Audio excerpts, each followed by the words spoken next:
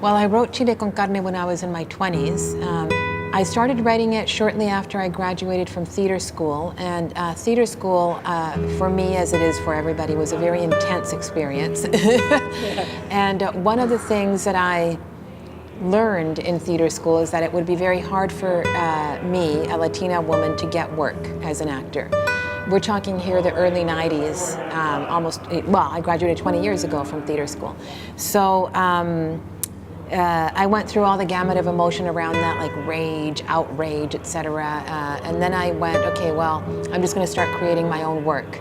And I was very inspired by Guillermo Verdecchia. I had just seen his one-man show, Fronteras Americanas, at the Vancouver Playhouse. He had just won the Governor General's Award for it. And I thought, you know what, I'm going to write a one-person show about the point of view of exile, of a child in regards to exile, which I have not seen yet on a stage in Canada.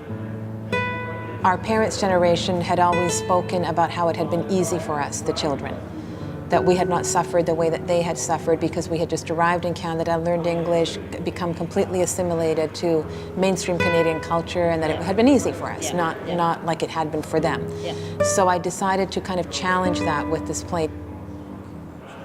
For me, it was going to be a one-off, like a 10-day run at the Station Street Arts Centre, which was this teeny little theatre in the middle of Skid Row. I knew that, of course, the Chilean community would respond to the play in Vancouver, but it really did blow my mind that in that tiny little run, and when nobody had any clue who I was, we got people coming out of the woodwork to see it, and people would wait for me after the show from Iran, from Russia, from all over the world, you know, literally with tears in their eyes, telling me that they could relate so much to the play, that they had never seen anything like that, etc. We must remember again that this is 18 years ago.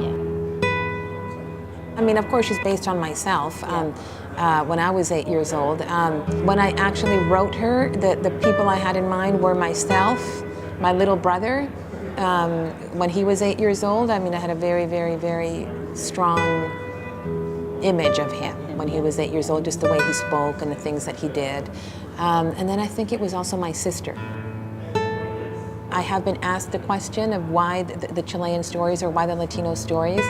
My only response to that would be, well, you know, do you ask Alice Munro why she only writes about white people? The other night, a Chilean guy openly at a talkback said, you know, my father was tortured in Chile. I think people realize or not, I don't know, but how big that is for somebody to say that in public when it's usually met with disbelief, right? Where people still think you're either exaggerating or making it up or it can't be. So the fact that even he would do that. All of this tells me that these stories do need to continually be told. It's the 40th anniversary of the coup in Chile, and we still have the Constitution, Pinochet's Constitution in place. You know, Pinochet himself was never tried for crimes against humanity, right? And as you know, there's a big movement now in Chile between the students and you know, the Mapuches, who have always fought for their rights, right? To actually, the student movement is clamoring for constitutional change and for a change in the economy of Chile, which is Pinochet's economy, which is neoliberalism on steroids, right? Where, you know, education is considered a consumer good as opposed to a human right.